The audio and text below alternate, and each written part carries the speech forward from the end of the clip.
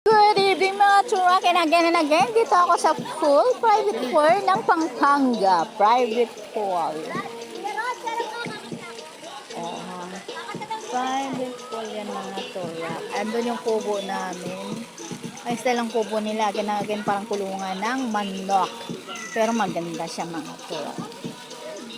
O, diba? Ganda niya.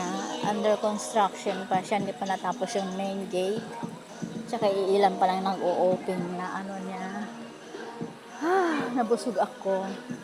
O diba? Ang ganda ng picture.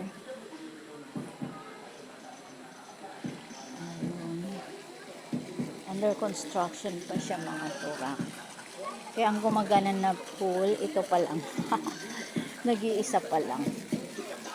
Nag-iisa pa lang yung pool dito na open. Exclusive po today sa birthday boy.